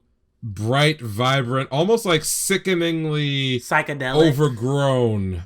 Like, you know, it's too fertile. Everything you're seeing is too explosive with life.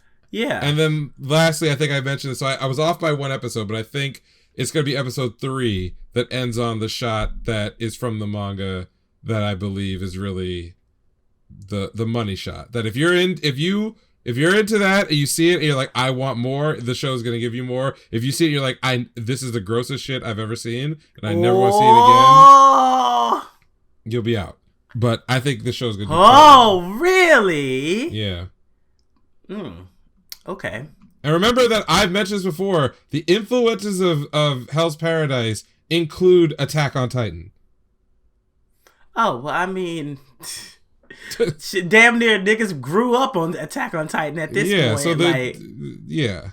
Okay. So I mean, it could be creepy. Okay, do you think it's more creepy?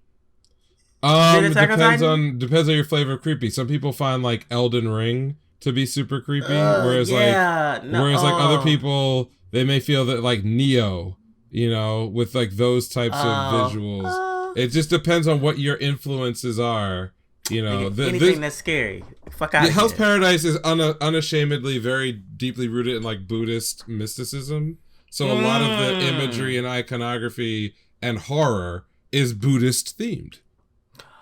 Oh, okay. Yeah. All right. Well, next week we will have our moment of truth. I would hope so. I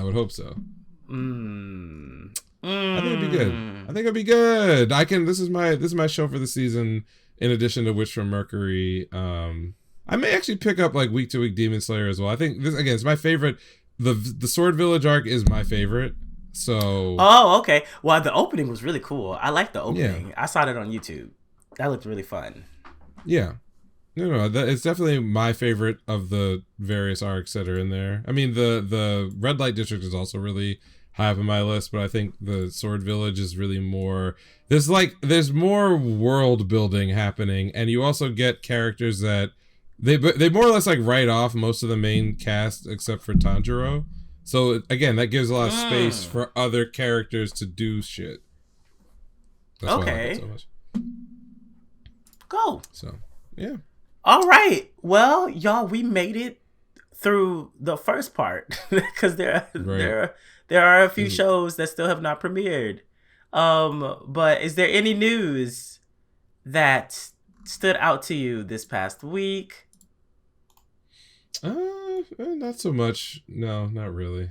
I think the only thing that really stood out to me was that niggas was losing their mind that Chainsaw Man mangaka recommended his assistant's BL. Oh, the BL. Yeah. Nice. Yo, put your assistants over. Yeah, wouldn't you like your boss to basically like, you know, prop your shit up? So I was like, oh yeah, stay mad, niggas. Stay mad. And I'm gonna go read it too. Because apparently it's not shown in eye. It's not shown in eye. But yeah, that was the only thing that really like stood out to me as far as like something that was recent. They're announcing things for later in the year premieres. But the majority of it I'm not really familiar with it. So unless there's something that catches my attention, then that's about it. As far as like adaptation wise, nothing like animated video game. I'm just trying to get through the beginning of this season so I can drop shit. Yeah. Think about. I mean, yeah, a lot of shit's gonna get dropped. I'm not even gonna lie. A lot of shit's gonna have to get dropped to keep up with a lot of the other stuff. Do you have any recommendations for the week? My reading this week has definitely slowed the fuck down, so I don't have like a ton. There was I had one left over from last week. What was it? We talked about Superhuman Era last week. Yeah. Oh, I saw some photos of that. The Stonehenge woman. Yo, like, shit, that looks kind of cool. This shit is like definitely fire. Like I cannot lie. But at the same time, I was reading or catching up on that one. I also caught up on a couple of other series that were recommended to me. I've not necessarily been a big fan of like the wuxia martial arts,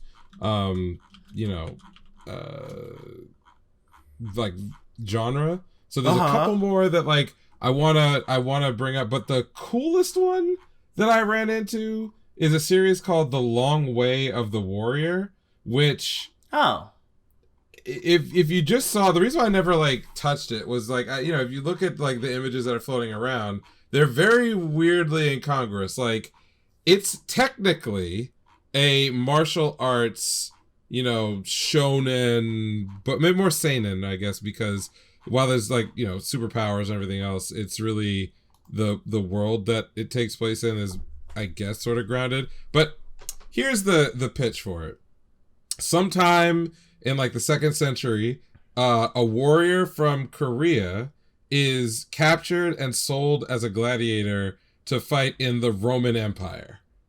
And secretly, he has allowed himself to be captured because the woman to whom he's promised his life was sold away to the Roman Empire in order to protect her after their kingdom was destroyed. So it's martial arts, but it's like in Rome, in ancient Rome, during the reign of what is his name? My God, why am I blanking? From Gladiator, the Commodus. There we go. The insane Roman emperor. So if you've ever seen Gladiator, you kind of know he gets killed by a gladiator, or at least in that story. Mm-hmm. They are setting up this story to be like the movie Gladiator, only instead of Russell Crowe, it's an insane, superpowered Korean, like, I don't know, like a superhero. Like this guy has like powers that can like blow up an entire army. Okay, of course. So it's it's crazy, right? It's like a lot of shit getting mixed in, and if you can get over the premise, the presentation is actually fucking amazing. So, for example, in this particular version of the world, there are many different gladiators from all over the place who all have, basically conqueror's hockey. I don't know what else to call it. So, like the two best fighters are the main character Naru, and then it's an African nigga. Like he's fucking sick. Like he's awesome. So you want to see both of them go at it. You want to see them like fight together. Like it's really cool. But actually, what really won me over was not like the main character, bro. It's the Emperor. Commodus is an amazing antagonist. Like imagine DBZ Broly, but the Emperor of Rome. This guy is not like some like flippant weakling who's like, because in the movie in Gladiator, Commodus is actually weak, and that he goes, and this is historically, at least as far as we know, was a true thing, that he would go into the actual gladiator fights and fight and win. And so he was, in real life, that's what that historical figure was known for. And then in Gladiator, he sort of made out to be this kind of coward. Like, yes, he goes into the duels, but he cheats. He's basically just executing people. In this shit, this motherfucker is insane. Like, to the point where he has deluded himself into believing that he is the reincarnation of Hercules. And when I tell you that this nigga is Broly, he is drawn like Broly. He is insane like Broly, and he can one hand like rip columns off of buildings and smash people with them.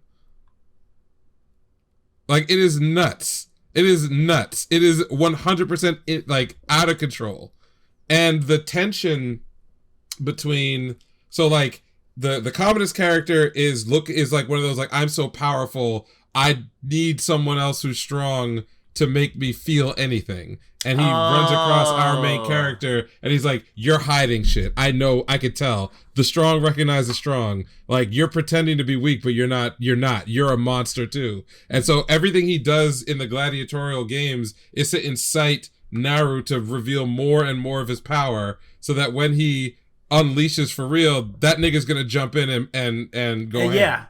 Yeah. And in addition to that, there is a subplot around the owner of the gladiatorial, gym, I guess you call it, but it's like he's got his slaves who are all gladiators, who is Commodus's right-hand man, but he's a normal guy who has realized that the emperor is insane, and the only way to come up in the world is to be even crazier than he is. And so Naru is his slave, but at the same time, it's not clear whether that guy is just doing Commodus's bidding to stay alive, or if he's really trying to figure out a way to kill this guy, because no normal means are work. So for example, Commodus is so insane and also powerful that he demands that his subordinate come up with plots to kill him, to entertain him. And it's always not clear whether he's like totally crazy or whether this is actually very shrewd, because he uses these, he'll like, listen, if I don't believe that you're trying to kill me, then I'll kill you. So you've got to like, conspire with all the senators to have me assassinated. You've got to do this. You've got to do that. Everything that you would do if you were really betraying me, you do it to 100% and don't tell me about it. Like, I need to believe, and it's like this, the tension whenever those two characters are in the same room, where one guy is like an out of his mind super psychopath who could probably destroy the world, and then the other guy is like, you or me, but maybe he's gone crazy too to try to survive because he wants to protect his daughter and his wife, and the daughter is infatuated with Naru, but Naru wants the princess who got sold somewhere. So now he's trying to get like his master to use his ability and his influence to find where she got sold off to. But then that allows the guy to realize that, like, oh, that's the one thing you actually care about. So then now you're worried that if shit. Exactly. So now you're like, oh wait, if he finds him, then that is the thing that will get him to actually, because he's basically promised not to kill, because the princess said, don't kill anybody. I don't want to see you like that. Right before he got betrayed, and then she got taken away. So that's always the thing, is that he's fighting every fight with like one hand tied behind his back, and plenty of times there are stakes where it doesn't matter if he could beat the other opponents physically. He's got to figure out a way to get out of this scenario, because he could just lose and be killed based on the rules of the fights that he's in. Oh, okay. So it's really cool. When I started reading, I was kind of iffy on the premise and like the setup, and I'm not usually a big like martial arts manga or manhwa reader. That's not my area. But you get sucked into the vision, this crazy vision of what ancient Rome could be like with like real life fucking superheroes, I guess.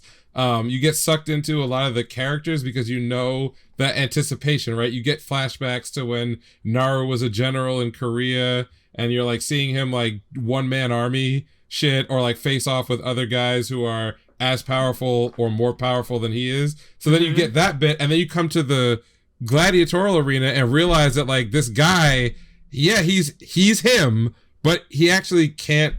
It's dangerous if he actually does like show any of his real ability on all these levels. So there's like psychological stuff, there's planning and strategy, there's like other characters. One of his best friends is like the weakling who he like teaches martial arts, but instead of going the way of turning him into like a supporter like a usual story would do, in a fight he is hit in the head so hard that he has to have like trepanation. He has brain damage and so they have to drill a hole in his head to get the fluid out. But when they do that, the doctor who does it, obviously they don't know anything about medicine, and like the best friend comes back, and now he's a fucking psychopath. Like, he's strong. My God. Like his limiters are fucking off, so he's like getting stronger faster than everybody. But his like moral compass has been completely reversed, and so he attempts to assassinate. Basically, he's been weak his whole life, so his ideology is that I will only listen to people who are stronger than me, and he's so used to being bullied that when he gets strong, all of a sudden he wants to kill everybody who's above him. But he's, again, not a villain. He's a supporting character, and like Naru knows something is wrong, but he doesn't really like want to get involved, and so there's a lot of tension. So the story is great. It's fucking awesome. Long Way of the Warrior. Big fan. Okay. Long Way of the Warrior. Cool. I mean, my only thing this week, and this is not a recommendation story-wise. This is just a recommendation for like challenge-wise. If you so happen to buy the Fire Emblem Engage Battle Pass, the Fell Xenologue shit, that's just hard. Because you can't bring your units in there. It's like preset units. So, shit's hard. So if you're looking for a challenge, go play that. That. I gave up. I'm just gonna watch it on YouTube. I gave up. Oh wow. But it's hard if anyone's looking for a challenge while you wait for Breath of the Wild or whatever. But yeah, other than that, that's it for the week.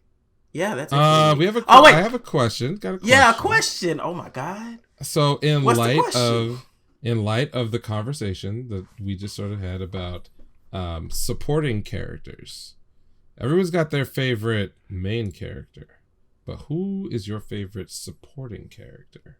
Anime, manga, comics? Oh, to comics? Okay. Anything goes. Favorite supporter? For me, I'll just be straight up. It's always gonna be Trunks. Ooh, but I'm over here in like Katakeo Hitman Reborn land. Oh, could be. Oh yeah, they have a lot of cool ones. They have a lot of niggas over there that like. Who was the dude who could like stop time? Fuck. I don't remember. It's been so long since that manga's finished. Oh my God. All right, let me go back. I mean, clearly they're not my favorite because I can't fucking remember. But I feel like when I think of like strong supporting characters, like I think of Katakeo Hitman Reborn. Like them niggas were all showing up. Like, but they were gang, like for the like you have motherfuckers coming from the future. Yes, they'd be like, "Yo, I'm so broed out. I'm coming from the future to help your ass." Like that's crazy. That's just nuts. I'm gonna think about that one. Yeah. It's 100% Trunks for me because I can't remember a time that like a new character gets introduced off the cut. We're not talking about like a day one. Like this ain't no like, oh, Yamcha got a power up or like, oh, Piccolo's going ham. Trunks didn't exist until season 2. Until he appeared. And bro, they loaded him with so much ill shit. You get the flashback with the like Gohan, one-arm Gohan getting murdered. He hops in a motherfucking time machine. Who's the first motherfuckers he runs into when he hops out? It's Frieza. It's the badass boss from season 1 plus his whole family. They just showed up and right in front of him, and he's like, yo, I don't know who the fuck you are. He slices and dices and annihilates him. In like the illest move, the illest shit ever, and then just keeps going. Like they knew that's what Toriyama got it right. You got to give him the feats right out the gate. Now you can say whatever you want about like, okay, you know his arc with Vegeta kind of tapered out and made both of them do kind of I gotta research this. But it's gotta be Trunks. There's no more iconic scene than like dicing the last main boss into chicken nuggets and then one-handed blasting them out of existence. And then he follows that up by running into Goku, going Super Saiyan, attacking him with the Z-Sword, and then throwing that shit up in the air and fucking catching it in the sheath. Bro. Best entrance. That's it. And he's still cool. but is he the best supporter? Yes, of course. I'm talking about like making an impact that's fucking sticks. People. Okay. Like I can't. Can you name? Okay. Like I mean, yes. There's like some mentor characters. Like okay, Kakashi, Gojo. Okay. Like if you want to go down that road, like fine. I'm okay with that. I'm not saying there's a wrong answer for anybody else. But for me, I saw a generation of anime come and go, and then another generation of anime come and go, and nothing has gotten over harder than Trunks coming up out of nowhere. I mean, Rock Lee got a lot of good shit off. He did. He did. It wasn't as okay. Yeah, I'm like, Rock Lee had moments, but he was always a goofy goober. Okay. Yeah, but like that might be in his favor for some people. They might relate to that shit. Yeah. Like I said, I don't think there's a wrong answer here because every answer is just based on what you or other people value. For me, it's Trunks. For others, it's going to be somebody else. So. Favorite supporting character. And look, if you want to write a dissertation about why it's this and not that, feel free. I think that's totally cool. But yeah. I gotta rock with my man. I gotta rock with my man. I don't know if I can like dwindle it down to one. It could be multiple ones. It doesn't have to be one. I'm gonna have to try hard for this. Oh man. I mean, if I had to make a list, I could probably come up with a lot more that I feel like I wanted to say Hitsugaya, but he didn't really do that much crazier shit in Bleach than a whole bunch of other people. I mean, I just really love his fucking powers. Like, okay, this is gonna be hard. That's what I'm saying. No, it's a good one. Like, I'm a big fan of Hiei from Yu Yu Hakusho. Big fan of so many people from Hunter x Hunter. Yeah. Could absolutely. Yeah, I mean, yeah. Oh my God, just in Hunter x Hunter, you could do that question alone. Just to be like, who's your favorite like supporting character from Hunter x Hunter? Like, oh, okay, that's okay. There are so many right answers that are out there, so I'm not gonna, put anybody, on blast. Like, I mean, hell, there's probably gonna be people in there that just are gonna choose based on like fan service. There's plenty of female supporting characters that are just gonna get over on that. It's cool. The harem. It's cool. It's fine. So either if you could get it down to one, fantastic. If you want to make a list, go ham.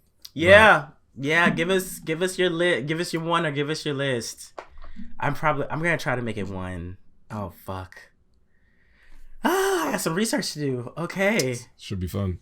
Damn. All right. Well then, that is it for this week. So if you haven't already, make sure you go follow us over on Twitter, anime_savants. That's usually where you'll hear the question of the week, or you'll see clips of the episodes dropping. So if you didn't know the episode dropped or you didn't get the notification, you will see it on Twitter popping off.